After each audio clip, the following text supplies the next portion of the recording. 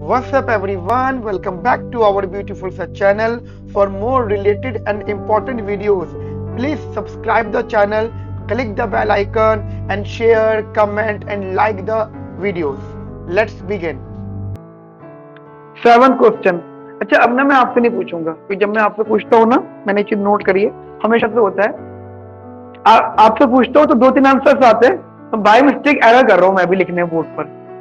तो मैं आपसे पूछ रहा हूँ, मेरे कानों में 2-3 आंसर्स आ रहे हैं, तो मैं गलत लिख रहा हूँ कभी कभी। ये फ्लो में अब पूछूंगा नहीं क्योंकि फ्लो में होता है, फ्लो में गलती हो जाती है। अब नहीं पूछूंगा मैं। चलिए question number 7। Consider a consumer with the utility function. ये question number 7 I think quasi linear दे रखा है गाइस।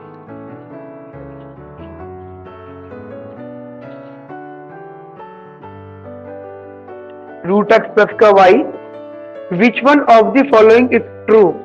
4 ऑप्शन दे रखे हैं गाइस, और चारों ऑप्शन अगर आप ध्यान से देखें तो इनकम इलास्टिसिटी पर बेस्ड है, ठीक है। और चारों ऑप्शन इनकम इलास्टिसिटी पर हैं। अब सोचो क्या हो सकता है, ये है, दिमाग लगाओ गाइस।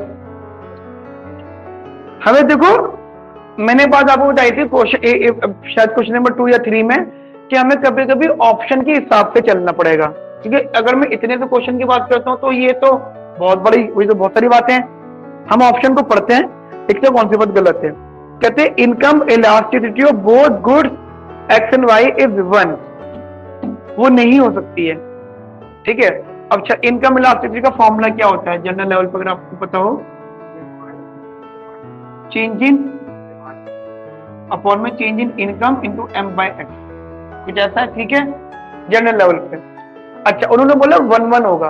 1-1 नहीं हो सकता, 1-1 बहुत रेयर चांस है। 1-1 इज पॉसिबल जब कम्युनिटी यूनिटरी हो, उसका जो आईसी हो वो यूनिटरी हो। इसका आईसी कभी भी यूनिटरी नहीं होगा। तो पहला हाँ एक्स हमारा नेसेसरी है। तो मैंने कहा ना, मुझे इसके हिसाब से आंसर नहीं देना, ऐसा तो फिर बहुत सारी बात हो जाएंगी इसके अंदर। मुझे ऑप्शन पढ़ के सही और गलत का डिसीजन लेना, ठीक है गाइस, सही और गलत का डिसीजन लेना ऑप्शन पढ़ के। तो पहला वाला ऑप्शन गलत है, क्योंकि इनकम इलास्टिसिटी गुड की 1 कब होगी, ध्यान रखना, वो 1 हो सकती है, वो कब होगी, जब मुझे पूरी इंफॉर्मेशन और हो क्वेश्चन में, यूनिटरी इलास्टिक हो, ठीक है। चलिए ए वाला ऑप्शन गया। बी वाला है income elasticity of good X is 0। Income elasticity of good X is 0, ये कब पॉसिबल होगा, जस्ट आप समझ लीजिएगा। अगर आप जनरली देखो तो there is the relationship between income और गुड एक्स, है ना। तो आप ऐसा समझ लो, एक्स और इनकम, इसका रिलेशनशिप ऐसे देख लो, जनरल लेवल पे ये ऐसे बनेगा, ठीक है। अगर आपको याद हो तो मैंने आपसे एक डिस्कशन किया था एंजल कर्व का, है ना, एंजल कर्व का। तो जनरल लेवल पे अगर आप गुड एक्स और एम का रिलेशनशिप देखो तो वो कुछ इस टाइप से बनेगा, this is the angel curve, right. और अगर आपको याद आ रहा हो तो 2 केस बनाए थे, एक 11 केस बनाया था और 11 केस बनाया था, ठीक है। यहाँ पे जो change in income by change in x था वो पॉजिटिव है ना, फ्लो, अगर मतलब ये है ना, अगर ये बढ़ेगा तो ये बढ़ेगा। और यहाँ पे change in income by change in x, वो क्या होगा, यहाँ पे x0 ये बढ़ रहा है, दैट इज इनफाइनाइट, वो कुछ भी आप कह सकते हो, इनफाइनाइट, ठीक है। तो अब उन्होंने क्या बोला है, income elasticity of good X is 0, यानी इसका उल्टा कर दो, इसका उल्टा क्या हो जाएगा, 0।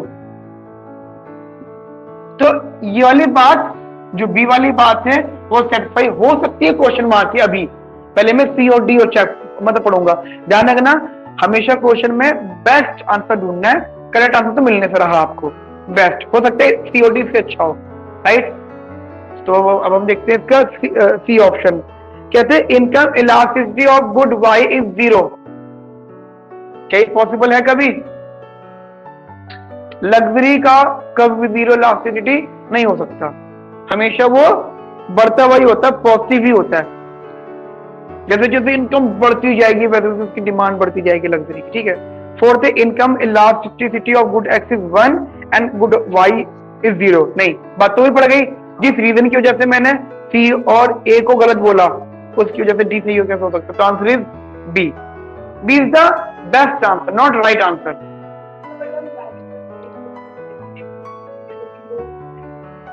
हाँ, वो बात मैं बिल्कुल आपकी 100% मान रहा हूँ, लेकिन क्वेश्चन इनकम्प्लीट है। रूट एक्स प्लस का वाई कुछ अच्छा सा एक्सप्लेनेशन नहीं दे पा रहा है, जैसे क्वेश्चन नंबर 1 में थी कितनी सारी बातें दे रखी थी।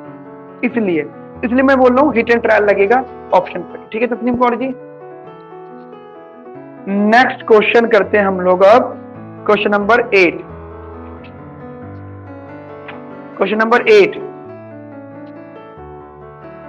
Suppose Asha's preference between two commodities x1 and y, x1 x2. Suppose Asha's preference between two commodities x1 and x2 can be represented by utility x1 x2 is equals to minimum of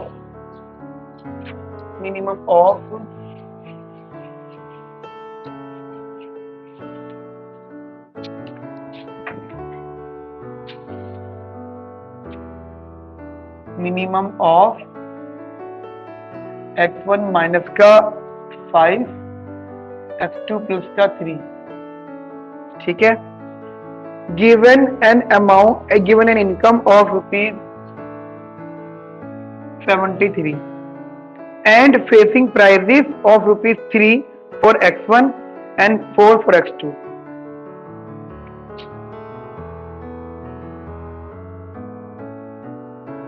ठीक है, Asha's optimal consumption bundle is, बस कुछ नहीं करना, optimum चीजें solve करनी है। Solve कर दो जल्दी से, तो ये तो सबको आता होगा।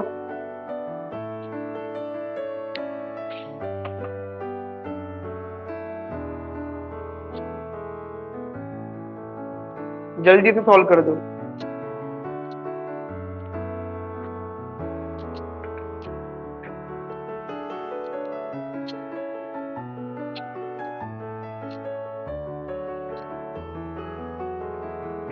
इस माइनस साइन को देख के घबराना मत बिल्कुल भी। ठीक है,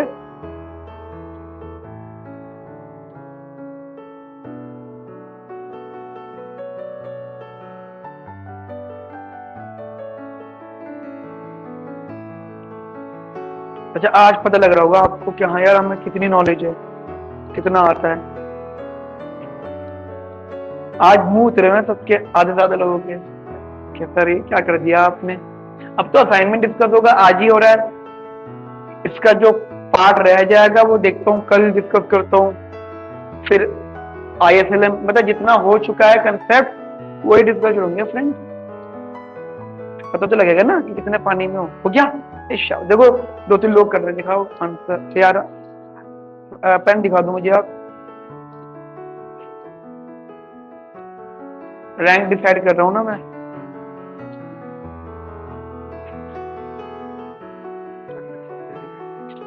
इसकी पिटाई होगी ना, और ये क्या है, ये मिनिमम है। ये तो इतनी पिटाई करूंगा ना मैं, मैडम मिनिमम है, ये सही कर रही हो, गलत कर रही हो, गलत गलत गलत गलत। हाँ इक्वेट करेंगे। ये ऑनलाइन वाले भी, ऑनलाइन वालों के पास में बहुत अच्छा ऑप्शन होता है, बहुत बढ़िया है। जहाँ क्लास मजे की दाल नहीं लग रही, पसंद नहीं लग रही, छोड़ो बाद में पढ़ेंगे, रिकॉर्डिंग देख लेंगे, पूछना तो भी कुछ नहीं है। ऑनलाइन लाइफ तो ऐसे ही कहते हैं कैसा लाइव पढ़ना है, पूछते हो फिर भी कुछ नहीं है। ठीक है, नहीं गाइस गलत बात है। ये क्या है, मिनिमम, और मिनिमम को सॉल्व कैसे करते हैं आप सबको पता होना चाहिए। वो भाई बोलने से लेग्रांज यूज करेंगे इसके अंदर हम लोग। x1 माइनस का 5 इक्वल टू x2 प्लस का 3, x1 is equal to x2 plus का 8। ठीक है, नाउ बजट कांस्टेंट क्या है मेरे पास में, वो देखा है m is equal to p1x p2y, क्या वो y नहीं है यहाँ पे, x2 है। m है 73, ये दे रखा 3 into x1 plus 4 into x2। ठीक है, और वैल्यूज पुट कर दो आप लोग यहाँ पे।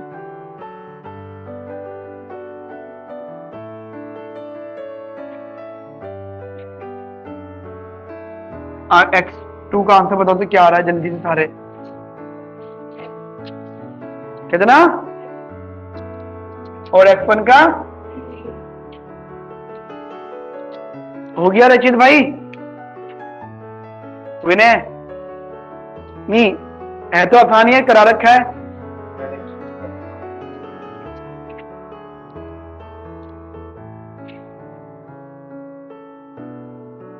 ठीक है, ये क्वेश्चन था डीएससी 2006 का।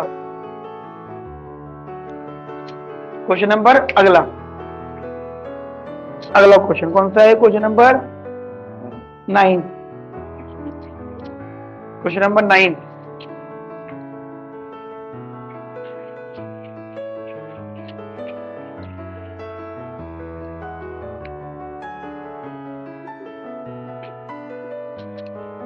क्या कह रहा है जी? 9th क्वेश्चन कहता है consider an consumer having a utility function u is equals to 2x plus का y where x and y are two commodities और प्राइस ऑफ बोथ गुड्स 5,5 दे रखा है each and the consumer income is 100. In equilibrium the consumer will consume the bundle. In equilibrium अब consumer बताओ क्या consume करेगा? तो ठीक है, क्या क्वेश्चन टफ है? बहुत आसान है, परफेक्ट सब्स्टिट्यूट है। ये शाबाश। एमआरएस निकालना जी इसका, दैट इज 2। प्राइस रेशियो निकालना जी इसका, दैट इज 1। अब कंपेयर करना है इसको। मैंने एक बार बताई थी कि ये रेशियो ज्यादा है, तो आप ऐसे देखो, ये कम है, ये ज्यादा। तो बड़ी इंटरेस्टिंग सी बात क्या है, अगर मैं ये कहता हूं कि गुड 2 का प्राइस ज्यादा, तो शायद मैं गलत कह रहा हूं। अगर मैं कहता हूं कि गुड 2 का, मैंने ऐसे बोला ना कि ये रेशियो कम है, तो रेशियो कम क्यों होता है? क्योंकि डिनोमिनेटर ज्यादा होता है। अगर ये बात मैं कह रहा हूं, इसका मतलब क्या, गुड 2 का प्राइस मतलब 2 का प्राइस 1 से ज्यादा है, तो शायद ये बात गलत कह रहा हूं, क्योंकि दोनों का प्राइस क्या है? सेम। ध्यान रखना, हमको ना हमें हमेशा एब्सोल्यूट टर्म में नहीं देखना, हमें हमेशा देखना है रिलेटिव टर्म में। ठीक है, और इस तरीके से भी देख, या तो आप इस पिक्चर से देख लो, मतलब या तो ये समझ जाओ रिलेटिव फॉर्म में, और आप कहते नहीं सर प्राइस सेम है, शायद ये बात बोलने में अच्छी ना लगे, प्राइस सेम बोलने में अच्छी ना लगे, तो आप फिर मत बोलो इस बात को। आप ये तो समझ ही सकते हो कि ये यानी यूटिलिटी बेसिकली बढ़ रही है, ये एमआरएस ज्यादा है। एमआरएस का फॉर्मूला क्या होता है? MUX अपॉन में MUY, या हाँ इसके हिसाब से देखो ये, ठीक है, ये ज्यादा है। अब सोचो ये वाला रेशियो कब ज्यादा होगा? जब इसका, अब ऐसे इधर देखना बोर्ड पर, देखो दो ही ऑप्शन हो सकते हैं, या तो प्राइस की साइड से देख लो या एमआरएस की साइड से देख लो। प्राइस की साइड से मैं मना क्यों कर रहा हूं? क्योंकि हम फिर किसी गुड के प्राइस को कम ज्यादा नहीं बोल सकते, क्योंकि दोनों का प्राइस क्या है? सेम। और ये क्वेश्चन अगर ओरल है, कोई हमसे ओरल डिस्कशन कर रहा है, वहां फंसने वाली बात है। ऑब्जेक्टिव में फंसोगे नहीं। अब ऐसे कह सकते हो चलो ठीक है, ये बात तो सच है, एमआरएस ज्यादा है। एमआरएस ज्यादा क्योंकि इसका डिनोमिनेटर कम है। अब क्या शो कर रहा है? MUY क्या शो कर रहा है? MUY ये शो कर रहा है कि अगर मैं गुड Y को लेता हूं तो उससे मिलने वाली यूटिलिटी मेरी कम है एज कंपेयर गुड X से लेने से यूटिलिटी जो मेरी बढ़ रही थी। राइट, ऑनलाइन वाले भी ये बात ये शो कर रही है कि अगर मैं गुड Y को कंज्यूम करता हूं, ठीक है, तो उससे मिलने वाली मेरी यूटिलिटी एज कंपेयर कम है। किससे कंपेयर है? अगर मैं गुड X को लेता हूं, और मेरे पास ऑप्शन है कि या तो मैं गुड X को लूं या मैं गुड Y को लूं। आई हैव ऑप्शन, या तो गुड X को या Y को। और ऐसा क्यों ऑप्शन आ रहा है? क्योंकि देयर इज इनइक्वालिटी। जब भी इनइक्वल होगा, never consume both at a time, never. ठीक है, तो इनइक्वालिटी, मुझे one at a time consume करना, तो यहाँ पे मैं क्या कंज्यूम करूंगा? गुड Y तो नहीं लूंगा, क्योंकि गुड Y मेरे को नहीं मिल रहा, तो Y इक्वल्स टू 0। X क्या हो जाएगा? Only that is M/P1। एक तो ऐसे भी देख सकते हो आप, ऐसे भी देख सकते हो कि अगर मैंने X को, अगर दोनों का प्राइस सेम है, इंट्यूशन भी लगा सकते हो आप, इंट्यूशन भी लगा सकते हो, दोनों का प्राइस सेम है, तो खर्चे के पॉइंट से मुझे कोई फर्क नहीं पड़ेगा मैं X लूं या Y को लूं। अब मुझे देखना है कि कौन से गुड को लेने से मेरी यूटिलिटी ज्यादा बढ़ रही है। अगर मैं X को लेता हूं तो X की वजह से मेरी यूटिलिटी ट्वाइसली बढ़ रही है। X को मैंने अगर 1 लिया तो यूटिलिटी मेरी डबल बढ़ रही है, Y को मैंने 1 लिया तो यूटिलिटी मेरी सिंगल में बढ़ रही है। तो double is more than single, तो मैं फिर एक्स को लेना प्रेफर करूंगा। एक्स प्लस वाई हो, एक मिनट, एक्स प्लस वाई हो और प्लस ये वाली इंफॉर्मेशन भी हो, तो फिर बराबर हो जाएगा ना हमारे। हाँ हाँ, वो नहीं, 10,10 की बात नहीं होती, कैलकुलेशन अमाउंट है, फिर तो कॉन्सेप्ट हो जाएगा इंटीरियर सोल्यूशन, फिर दोनों को कंज्यूम करेंगे। ठीक है गाइस, ये सारी बातें हम लोगों ने यहाँ पे कर ली है। In this case the right answer this 100 by कितना है और x और y का 0। ठीक है, ये जो रिकॉर्डिंग देख रहे हैं उनके लिए बता रहा हूं मैं, अच्छे से थोड़ा ध्यान से समझेगा चीजों को। क्वेश्चन नंबर 9 हो गया। क्वेश्चन नंबर 10, क्वेश्चन नंबर 10 बहुत अच्छा क्वेश्चन है। जो बच्चा क्वेश्चन नंबर 10 का आंसर की मत देखना, ट्राई कर दूंगा क्योंकि मैं रीजन पूछूंगा, रीजन। जो बच्चा क्वेश्चन नंबर 10 का आंसर सही देगा उसे चॉकलेट मिलेगी, और जो बच्चा आंसर नहीं देगा वो देगा चॉकलेट।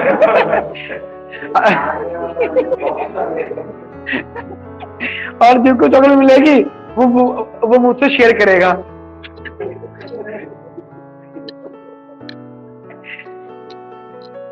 तो मेरे तो मजे ही आने हैं कोई मुझे। चलिए क्वेश्चन नंबर 10 बड़ा इंटरेस्टिंग ऑप्शन है। क्वेश्चन नंबर 10,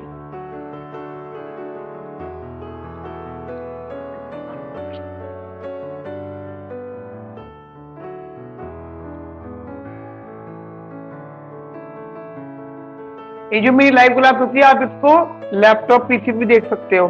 तो जब मैं असाइनमेंट डिस्कस कर रहा हूँ तो ऐसा क्या होगा, असाइनमेंट एक जगह खुल के आप कैसे देख पाते होंगे? हो जाती है? ठीक है ठीक है ठीक है ठीक है। क्वेश्चन में कुछ भी नहीं है, क्वेश्चन में कंसेप्ट है। ठीक है, अगर कंसेप्ट स्ट्रांग है तो शायद आप ये क्वेश्चन कर सकते हो।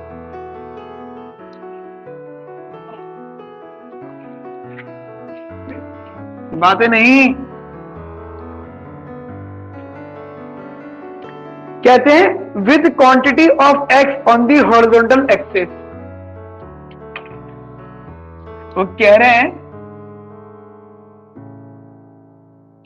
ये एक्स है horizontal axis, the angel curve, angel curve है तो फिर क्या होगा हमारा यहां पे क्या आ जाएगा M. For community X corresponding to the utility u is equals to fx plus का y। तो जनरल सी बात है, fx यानी फंक्शन है, या तो रूट में हो सकता है या लॉग में हो सकता है, तो मतलब x is the necessary community, ये कंफर्म है।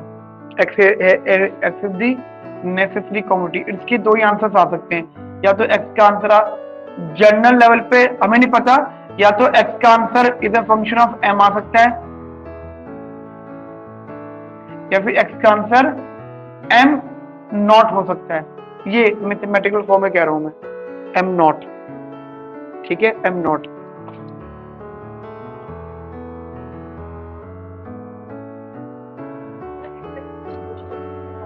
हाँ नहीं, अब सोचो ना कि एक ना यूटिलिटी फंक्शन है जो u is equal to function plus linear of y। तो जो फंक्शन है वो ऐसा रहेगा ना, x का फंक्शन रहेगा, या तो लॉग रहेगा या फिर रूट रहेगा। ठीक है, वो है जनरल। और उन्होंने, और ये बात कंफर्म मैडम, ये और कुछ नहीं हो सकता, ये और कुछ होगा नहीं इकोनॉमिक्स की भाषा नहीं, स्क्वायर नहीं हो सकता है, वो बहुत एक्सेप्शनल केसेस होंगे। ठीक है, x की पावर या तो 1 हो सकती है या फिर लेस देन 1 हो सकती है। अब उन्होंने बोला अरे अच्छा, अगर आप ये भी कहते हो कि सर कि जैसे नेसेसरी वाली बात कंफर्म नहीं है, चलो मान लो कंफर्म नहीं है 1%, तो फिर 1% या तो वो हो सकती है या फिर नहीं हो सकती। तो या तो वो पावर 1 रह सकती है, तो आप जनरल सोचो ये फंक्शन क्या हो सकता है, या तो एफ एक्स मेरा रूट एक्स हो सकता है, क्या क्या हो सकता है मैं वो सोच रहा हूँ, या फिर चलो रूट एक्स भी मत बोलो, एक्स की पावर n बोल दो। वो जो n पावर होती है वो 3 पार्ट में हो सकती है, या तो वो n लेस देन 1 हो सकती है, या वो n मोर इक्वल टू 1 हो सकती है, या फिर n मोर देन 1 हो सकती है। ठीक है, ये 3 बातों में हो सकती है, या तो लेस देन या मोर देन या इक्वल। ठीक है, अगर वो लेस देन 1 है तो क्या बन जाएगा, वो कोसाई बन जाएगा। अगर वो इक्वल टू 1 है तो क्या बन जाएगा, लीनियर बन जाएगा। और अगर वो मोर देन 1 है तो मोर देन वन में भी टू केसेस बनते हैं। मोर देन वन में क्वाड्रेटिक फॉर्म है या क्यूबिक फॉर्म है, ठीक है। एंड मोर देन वन में ऑलवेज ऐसा रहेगा इसका लीस्ट वैल्यू स्क्वायर रहेगा। लीस्ट जो वैल्यू होगा वो क्वाड्रेटिक रहेगा, यानी अगर x की पावर है, x की पावर या तो 2 होगी या 4 होगी या 8 होगी, 6 नहीं होगी। 6 का मतलब लीस्ट उसका क्यूबिक फॉर्म में आ जाएगा। अगर आप अलग अलग भी करते हो पावर्स को, 2 होगी, 4 होगी, 8 होगी, 16 होगी, 32 होगी, 64 होगी, ठीक है। अच्छा, आप बोलो सर क्यूबिक क्यों नहीं हो सकता?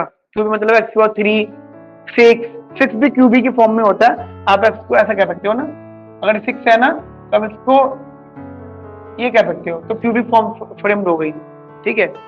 इसको फिर टी मान लो तो फिर टी क्यूब, वो नहीं हो सकता। क्यों? आप खुद सोचो, आप खुद सारे के सारे सोचो। हमें करना क्या होता है? हमें हमेशा अपने ऑब्जेक्टिव को मैक्सिमाइज या मिनिमाइज करना होता है। इसके अंदर फर्स्ट डेरिवेटिव 0 आता है, सेकंड डेरिवेटिव कांस्टेंट आता है, ये बात तो कंफर्म है। लेकिन जब क्यूबिक होता है नवनीत, तो क्यूबिक होने पर क्या कभी मैक्सिमम मिनिमम आ सकता है? नहीं आ सकता। उसे कहते हैं इन्फ्लेक्शन पॉइंट। हाँ, क्यूबिक में इन्फ्लेक्शन मतलब ना तो कॉनकेव ना कॉन्वेक्स, ठीक है तसीम कौर जी। हाँ तो वो लेकिन अगर मैथमेटिकल बात करें तो first derivative equals to 0, second derivative is a constant value by putting the value, basically constant ही आना चाहिए, वो वही होती है मैक्सिमाइजेशन मिनिमाइजेशन, इसलिए क्यूबिक नहीं आएगा। तीनों केसेस हैं। इस केस में कोलाई मतलब नेसेसरी, इसमें ये ठीक है, एक बात हो गई। और या फिर फंक्शन मेरा लॉग की फॉर्म में हो सकता है। और कोई ऑप्शन बचता है इसके अलावा? नहीं बचता। ध्यान रखना, जितने भी ऑप्शन है सबका एंजल कर्व बनेगा। जितने भी ऑप्शन है सबका क्या बनेगा? Angel curve. और सारे एंजल कर्व का जो शुरुआत होगी कहां से होगी वो? ठीक है, क्लियर। जितने भी एंजल कर्व शुरुआत होगी वो ओरिजिन से शुरुआत होगी। अब जरा ऑप्शन पढ़ लो। पहला ऑप्शन है अ रे थ्रू ओरिजिन, दूसरा ऑप्शन है वर्टिकल लाइन। वर्टिकल लाइन मैं मानता हूं वर्टिकल लाइन हो सकता है, but not from initial point. तीसरी ऑप्शन कहता है हॉरिजॉन्टल, नहीं हो सकता कभी भी। एक पर्टिकुलर इनकम पे मैं कभी भी कुछ जीरो और इनफाइनाइट क्वांटिटी नहीं कंज्यूम कर सकता। एंड डी ऑप्शन है occur with an inflection point, कतई नहीं हो सकता, क्योंकि इन्फ्लेक्शन पॉइंट वाली बात कभी भी ऑप्टिमाइजेशन में नहीं आती। तो राइट आंसर इज ए, अरे through the origin. And generally जो ए है ना, अरे थ्रू दी ओरिजिन, वो एक जनरल स्टेटमेंट है, एक जनरल आंसर है, चाहे एफ एक्स मेरा कुछ भी हो, लेकिन जो हमारा एंजल कर्व बनेगा वो हमेशा ओरिजिन से बने। अगर वो लग्जरी भी है ना, अब जैसे वो हॉरिजॉन्टल की बात थी, हॉरिजॉन्टल क्यों नहीं बना था? क्योंकि पर्टिकुलर पॉइंट से वो बना था वो वर्टिकल। और हॉरिजॉन्टल भी अगर बनेगा ना तो वो यहीं से शुरू होगा और यहां से जाएगा, है ना, यूं और ऐसे, ठीक है। तो वो सेंसलेस बात है। शुरुआत हमेशा कहां से होगी? Through origin. इस क्वेश्चन का आंसर कोई वैसा नहीं, इसमें कंसेप्चुअल क्वेश्चन, राइट। चलिए क्वेश्चन नंबर, हाँ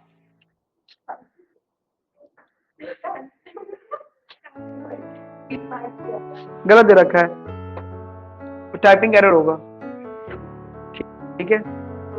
आंसर इज ए, अरे थ्रू दी ओरिजिन। बी दे रखा है ना, शायद टाइपिंग एरर होगा, कोई इशू नहीं।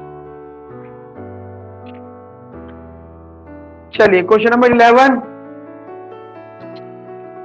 ठीक है। वर्टिकल वाली बात गलत पता है क्यों हो सकती है? क्योंकि वो ये शो कर रहा है कि एजेंट अमीर हो गया, it's a second stage, second case, इसलिए वो गलत आंसर है।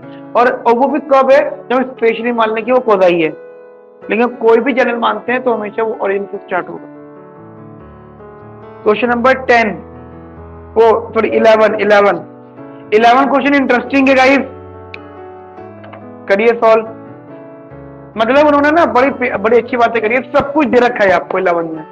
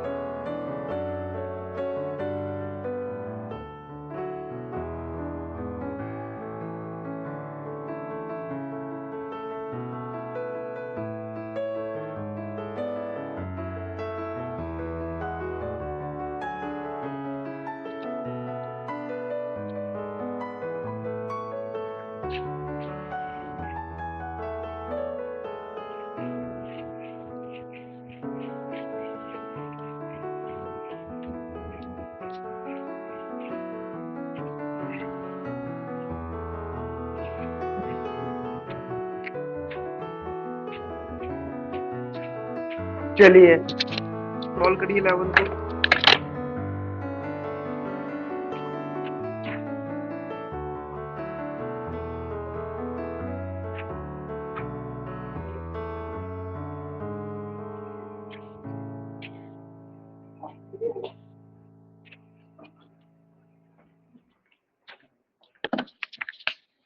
मंडे क्लास है आप लोगों की सर के साथ?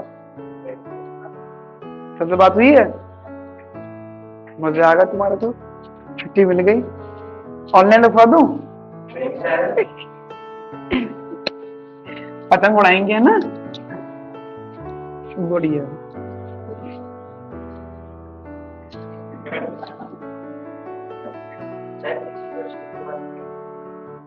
वो क्या होता है? 36 क्वेश्चन करने हैं। चलिए क्वेश्चन नंबर 11 यूटिलिटी दे रखी, कहते हैं इन द फिगर बिलो, जो भी दे रखा है यहाँ पे, when the budget line was originally 5f plus का 10c इज इक्वल टू 200, यानी एक बजट लाइन दे रखी है 5f प्लस का 10c is equal to 200। Anita purchase 30 units of f, उसके जो बंडल है 30 ऑफ f है और 15 ऑफ c है, ठीक है। f और c में चल रहा है ये 5, अच्छा 5, ठीक है 5। फिर कहते हैं at 2 later date line 1 and 2 were the budget line, वो यहाँ पे दे रखी है गाइस इन्होंने, यहाँ पे एक डायग्राम दे रखा है, मैं आपको बता दूंगा। इन्होंने एक आसान चीज कर दी है आपको, उन्होंने ये बता दिया कि ओरिजिनल लाइन कौन सी है डायग्राम में, ठीक है। बाकी फिर 2 लाइन्स और हैं 1 and 2, ठीक है। वो क्या है, एक पॉइंट से मतलब पास कर रही हैं, ठीक है। फिर कहते हैं Anita have the same preference in all 3 instances as a rational consumer, which market basket might she have purchase at the later date. क्या कहना चाहता है, क्या है ये?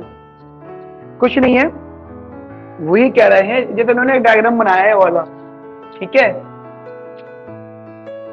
ये हमारी ओरिजिनल बजट लाइन, ये 20 और ये 40, यहां पे पॉइंट आ गया,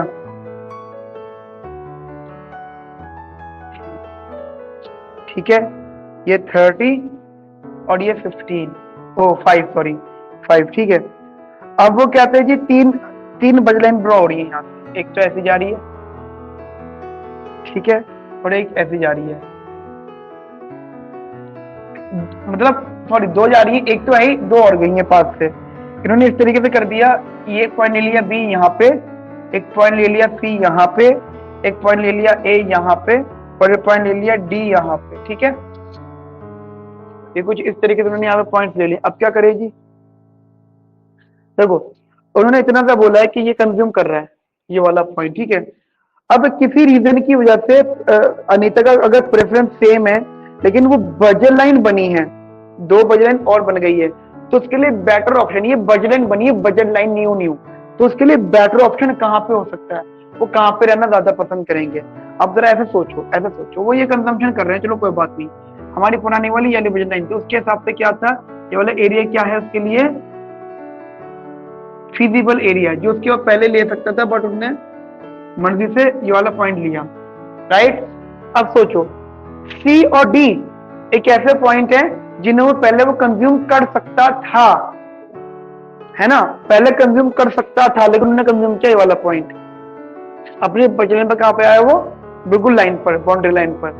अब चेंजेस हुए, ठीक है, अब चेंजेस हुए हैं तो वो उन्हीं पॉइंट की तरफ जाएगा जो उसके लिए न्यू पॉइंट्स हैं, ए एंड बी, क्योंकि वो उसके लिए पहले फिजिबल नहीं थे, राइट। मतलब पहले वाले फिजिबल पॉइंट को दोबारा कैसे कंज्यूम कर सकता है, यानी जो चीज आपने 12 में पढ़ रही थी, या जो चीज आपने 12 क्लास में छोड़ दी थी कि इंपॉर्टेंट नहीं है, वो मैं अगर आप पढ़ाऊं तो क्या होगा, नहीं क्या तरीके कर रहे हो, समझ में आ गई। तो फिजिबल पहले थी वो छोड़ दी थी तुमने, तो अब जब चेंज रहा तो you can basically choose point A और बी। तो कहना चाहते हैं चारों ऑप्शन में कंज्यूमर कौन सा पॉइंट या कहां पे लाइक करेगा, तो पॉइंट ए कॉमा बी पे लाइक करेगा, राइट। मेरी बात समझ में आ गई आप लोगों को अच्छे से, बढ़िया से। नेक्स्ट क्वेश्चन,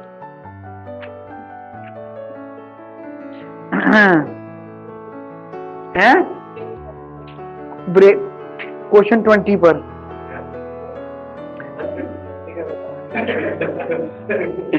क्वेश्चन 12 पढ़ो। Question 12, if a person is a borrower, if a person is a borrower, है ना, a rise in the interest rate will, मैं रिपीट कर रहा हूं, एक पर्सन जो है वो कौन है, बोरोवर। यानी काम कर लेते हैं, अगर पर्सन बोरोवर है तो उसका डायग्राम सा बना लेते हैं, ठीक है। अगर पर्सन बोरोवर है तो उसका डायग्राम बना लेते हैं, बोरोवर का मतलब क्या होता है। ये जो कंसेप्ट है ये कुछ ऐसा कंसेप्ट है, शायद थोड़ा सा वीक हो आप लोगों का। बोरोवर का मतलब वो दो पीरियड में से कंजम्पशन होती है, इंटरटेम्पोरल चॉइसेस है ना। यहां तक पहुंच चुकी हो तुम वीकली में, इंटरटेम्पोरल चॉइसेस, कोई बात नहीं, आज जाके देख लेना, समझ में आ जाएगी बात, ठीक है। दो, जहां पहले गुड XY हुआ करता था, अब वो C1 C2 हो गया। जो गुड X है वो आज की कंजम्पशन है, गुड Y जो कल की कंजम्पशन है, ठीक है। ये मेरी बजट लाइन है, ठीक है, ये मेरा एंडोमेंट है। उन्होंने बोला ये बोरोवर है, बोरोवर होने का मतलब, बोरोवर होने का मतलब कि उसको जो कंजम्पशन है वो इनकम से ज्यादा है, यानी he consumes more than his income, इसका मतलब ही इज अ बोरोवर, उधार है और दूसरा सेव होता है, हाँ ठीक है। तो ठीक है, एक बोरोवर है सेव, तो यहाँ पे फ्लैट बोरोइंग होंगी, ठीक है, कंजम्पशन मोर देन इनकम, इतनी बात समझ में आ गई, ये कंसेप्ट क्लियर है, ठीक है। उसके बाद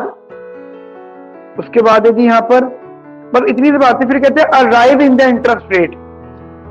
देखो अगर इंटरेस्ट रेट बढ़ रहा है गाइस, अगर इंटरेस्ट रेट बढ़ रहा है तो जनरल लेवल पे ऐसा होता है, स्लोप का जो फॉर्मूला होता है वो 1+r होता है, ठीक है। और अगर इंटरेस्ट बढ़ रहा होता है तो क्या सकते स्लोप बढ़ रहा है, ठीक है। तो स्लोप बढ़ता है तो बजट लाइन तस्मीन कैसी होती है, बजट लाइन हमारी स्टीपर फ्लैटर, स्टीपर होती है, मतलब स्लोप बढ़ता तो स्टीपर, कम होता तो फ्लैटर। मतलब मैं तो पोलैरिटी इंटरेस्ट बढ़ने से स्टीपर फ्लैटर, मैं तो आसान भाषा यूज करिए कि स्लोप बढ़ने से बता दो, ये याद रखना है ना, ठीक है। तो स्टीपर, ठीक है, लेकिन खास बात क्या होगी, it always pass through the endowment point, right, तो यहाँ पे पास करेगी। अच्छा एक चीज मैं क्लियर कर देता हूँ, ये जो रीजन है ना ये वाला, ये इसका फिजिबल रीजन है, ठीक है, ये इसका फिजिबल रीजन है, ठीक है। चलो अब क्या है, बजट मेरी बन गई है, ठीक है। अब जरा दिमाग लगाना यहाँ पे, अब मेरे पास दो ऑप्शन है, ठीक है, मेरे पास दो ऑप्शन है।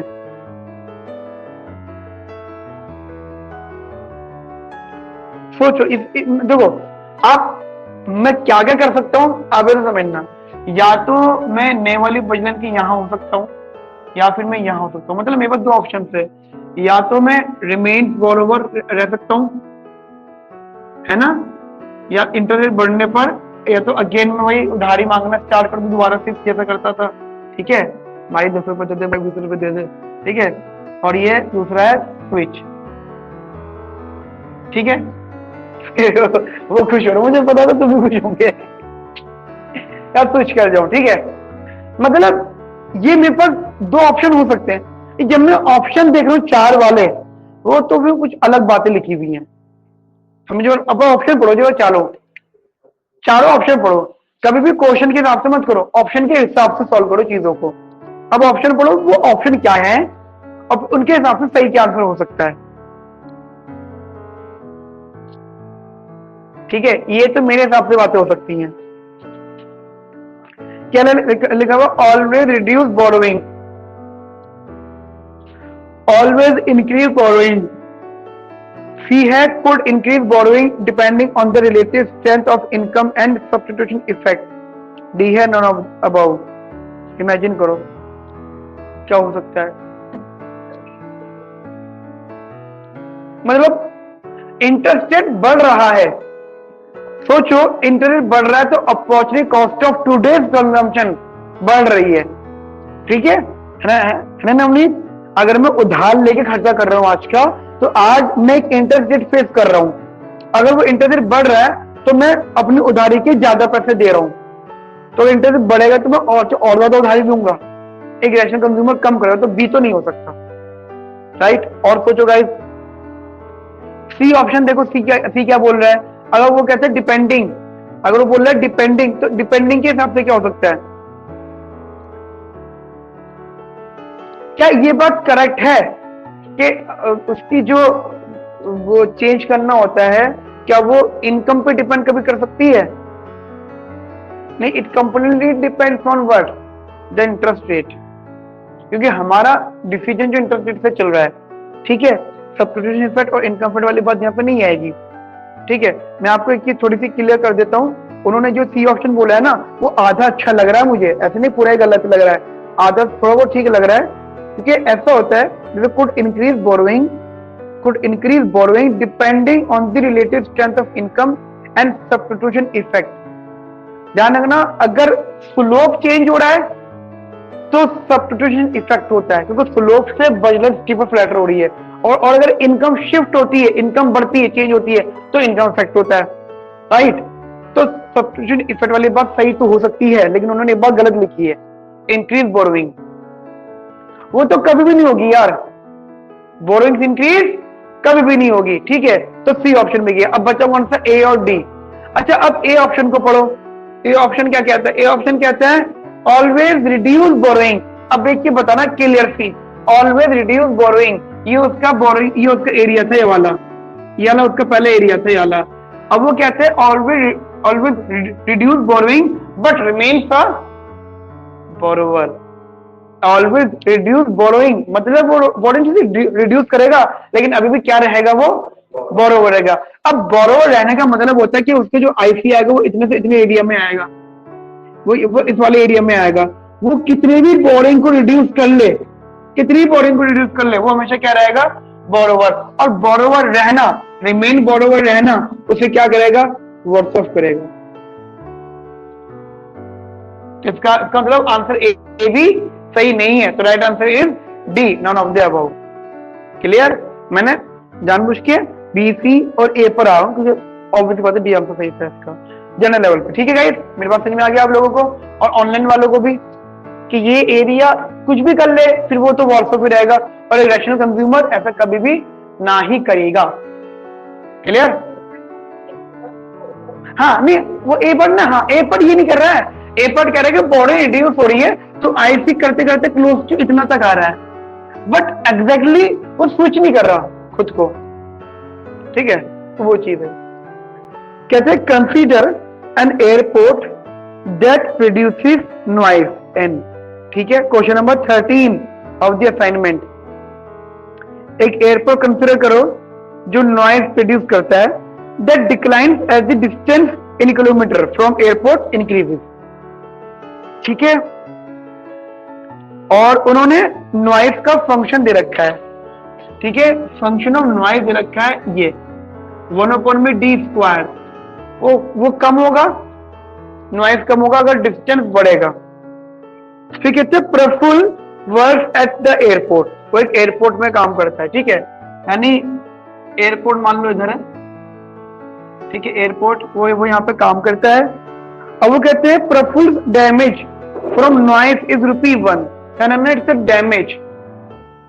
डैमेज का मतलब उसका नुकसान कुछ हो रहा है, उसके जो नुकसान की उसके हिसाब से जो भरपाई वो ₹1 है, उसके हिसाब से जो उसकी भरपाई है। Right now per unit of noise and is associated with where Prafull lives, वो जहां पे रहता है, तो कहीं ना कहीं एयरपोर्ट के आसपास रहता होगा। ठीक है, क्योंकि उसको नॉइज प्रॉब्लम कर रही है, तो आसपास ही रहता होगा वो। ठीक है, अब वो कहते हैं his cost of commuting are ₹1 per kilometre each वे। अब देखो दो बातें, एक तो डैमेज कॉस्ट है। ठीक है, कॉस्ट ऑफ डैमेज। डैमेज का मतलब हो जाता है कि उसकी वजह से जो वो प्रॉब्लम फेस कर रहा है, ठीक है, नॉइज की वजह से, तो उसके लिए उसका ₹1 मान लो 1। ठीक है, इसे भरपाई भी आप कह सकते हो। और दूसरी चीज वो कह रहे हैं कम्यूटिंग कॉस्ट। कम्यूटिंग कॉस्ट मतलब वो कहते हैं ऑफिस आना और जाना। ठीक, कम्यूटिंग कॉस्ट। तो मान लो वो अगर इधर कहीं रहता है, ये एयरपोर्ट है, वो इधर कहीं रहता है, यहाँ उसका घर है, ठीक है, वो यहाँ से ऑफिस जा रहा है और वापस ऑफिस से आ रहा है। हर साइड का कम्यूटिंग जो है वो है कॉस्ट कितनी दे रखी है, 1 रुपी एक साइड का, ठीक है, कम्यूटिंग कॉस्ट।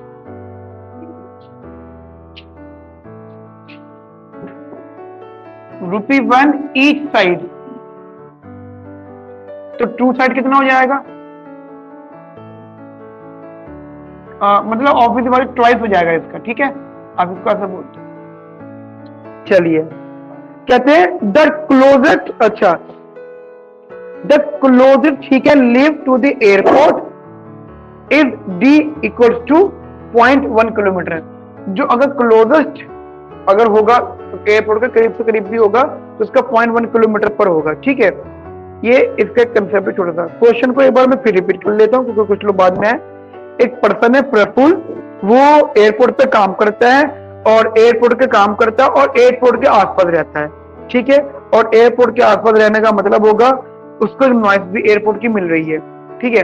तो अब जनरल लेवल पे है, तो अब उसको जैसे जितना वो दूर बेसिकली रहेगा, जितना दूर वो रहेगा दूर, तो नॉइस उतनी कम होती जाएगी, जितना डिस्टेंस बढ़ता जाएगा नॉइस उतनी कम होती जाएगी, और जितना वो पास आता जाएगा नॉइस उतनी बढ़ती जाएगी। तो ध्यान रखना, जो क्लोजेस्ट पॉइंट है ना, क्लोजेस्ट के वो कितना एयरपोर्ट के पास रह सकता है, जनरल लेवल पे 0.1 किलोमीटर दूर ही रह सकता है वो, क्योंकि बिल्कुल एयरपोर्ट के अंदर तो नहीं रहेगा वो, ठीक है, जनरल सी बात है ये। तो क्वेश्चन क्या कहता है, कहता है what is the distance Praful will live from the airport in the absence of compensation for the noise.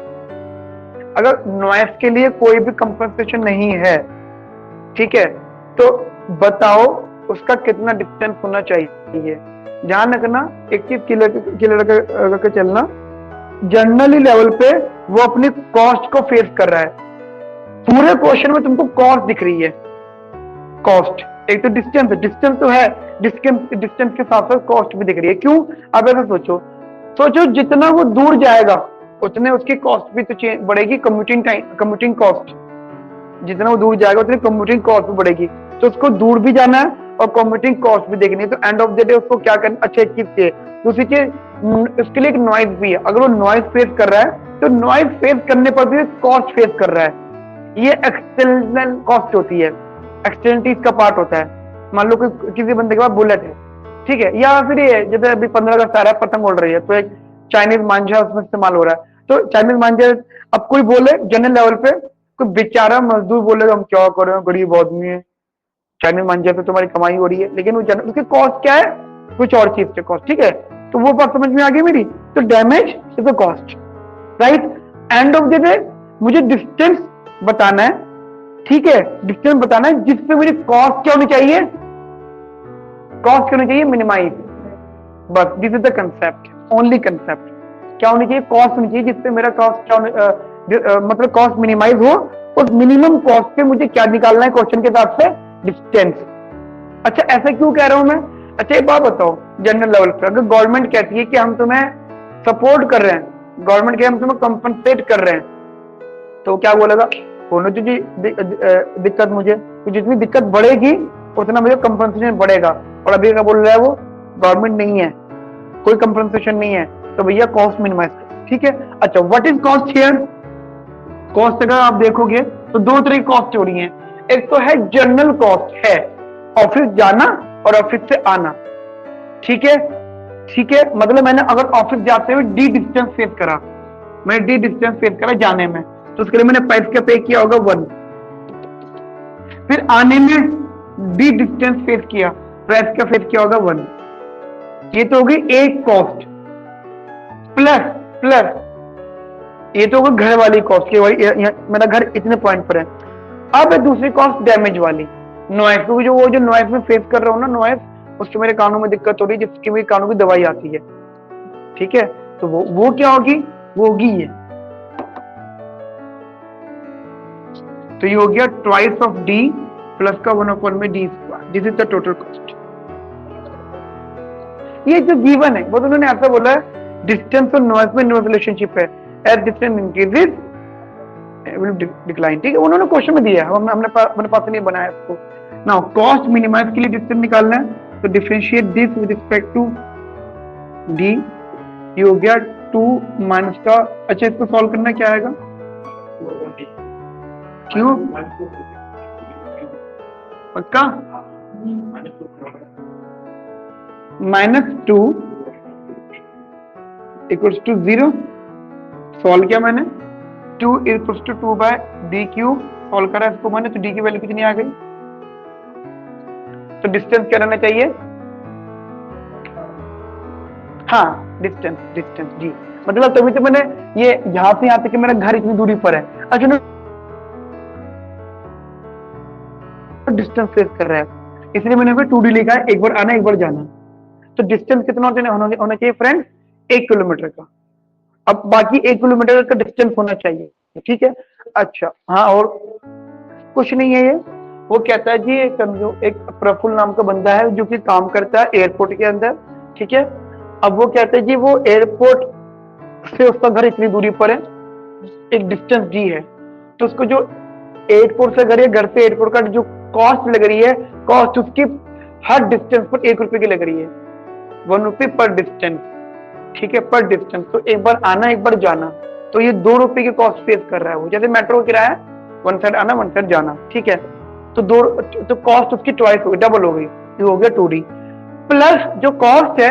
अच्छा क्वेश्चन में मैंने ये बोला था हम कॉस्ट की बात इसलिए कर रहे हैं क्योंकि गवर्नमेंट कंपनसेट नहीं कर रही है, सॉरी गवर्नमेंट बोल रहा हूं मैं, एयरपोर्ट वाले लोग, ये जो भी उसको कंपनसेशन नहीं हो रहा है, तो वो फिर वो क्या करेगा, वो अपनी घर इतनी दूरी पर रखेगा जिससे कि उसकी कॉस्ट मिनिमाइज हो जाए, ठीक है। कॉस्ट वो 2 फेस कर रहा है, एक तो यानी ट्रैवलिंग कॉस्ट, कम्यूटिंग वाली कॉस्ट, दूसरी वो नॉइस वाली कॉस्ट, आवाज है ना, जो लोग ट्रेन के घर के आसपास रहते हैं, ट्रेन के पास उनके जिनका घर होता है, एक दिन मेरी मदर पूछ रही कि ये लोग सोते कैसे होंगे, है ना, तो वही पॉइंट है, तो जितना दूर जाओगे उतना ज्यादा आपको बेनिफिट मिलेगा। बेसिकली कॉस्ट मेरी ये आ गई फ्रेंड्स, ठीक है, मेरा एंड ऑफ द डे पूरा क्वेश्चन क्या है, to minimise cost with respect to distance, जितना डिस्टेंस होगा उसके हिसाब से कॉस्ट मेरी मिनिमाइज होगी, मैंने निकाला वो d = 1 आ गया, तो 1 किलोमीटर आ गया। अभी क्वेश्चन पूरा नहीं हुआ है, लेकिन अभी और बातें भी है क्वेश्चन के अंदर,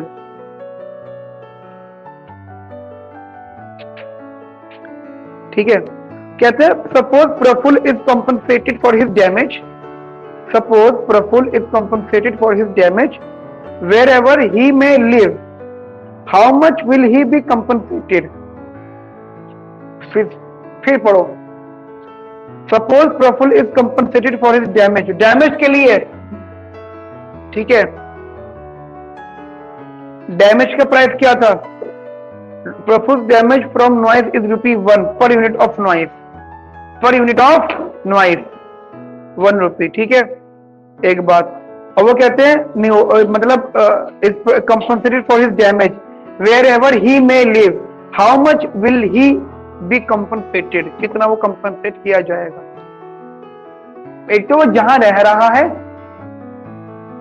ना, एक वो जहां रह रहा है, और प्लस कितना प्राइस है, अब दिमाग लगाओ, अगर एयरपोर्ट वाले बोलते हैं कि हम आपको कंपनसेशन देंगे, लेकिन एयरपोर्ट वाले कंपनसेशन क्यों देंगे, क्या वजह होगी, अगर आपको एक आइडिया हो तो ऐसा होता है, हाँ बताओ, तुम बताओ, नहीं एक चीज होती है, कोई भी कंपनी कोई भी बेनिफिट इसलिए देती है कि वो चाहती है उनके कर्मचारी उसके ऑफिस के आसपास रहें, कम से कम कम्यूटिंग टाइम लगे, राइट, ये जनरल बात होती है ना, जैसे मेट्रो वालों को घर वहीं दे रखा है, राइट, पुलिस लाइन होता है, पुलिस वालों को वहीं दे देते हैं, खाने उसके पास में बना देते हैं, जनरल लेवल पे चलती है। तो एयरपोर्ट वाले कंपनसेट कब करेंगे, जब बंदा क्लोजेस्ट टू एयरपोर्ट रहे, तभी तो कंपनसेट करेंगे उसको, जब वो क्लोजेस्ट टू एयरपोर्ट रहे। तो क्लोजेस्ट टू एयरपोर्ट में डिस्टेंस कितना था,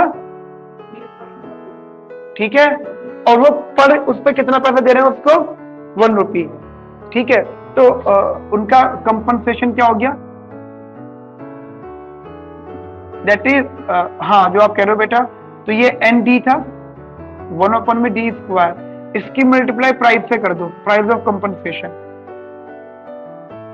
ठीक है, प्राइस ऑफ कॉम्पनसेशन जनरली ये तो नॉइस का अमाउंट हो गया, मल्टीप्लाई बाय नॉइस अमाउंट, तो price of compensation amount of compensation हो जाएगा, वो जनरली क्या दे रखा 1, तो 1 मल्टीप्लाई बाय 1/0.1 का होल स्क्वायर, तो कितना हो गया ये 100।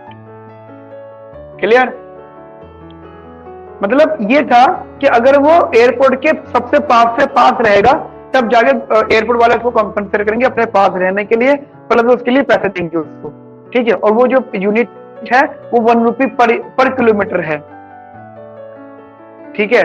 तो ये 100 किलोमीटर आ गया, this is 100 kilometre multiply by 1, तो दिस इज कॉस्ट, मतलब सॉरी नॉइस अमाउंट है 100, और वो नॉइस कोई यूनिट नहीं है यहाँ पे, राइट। ये 100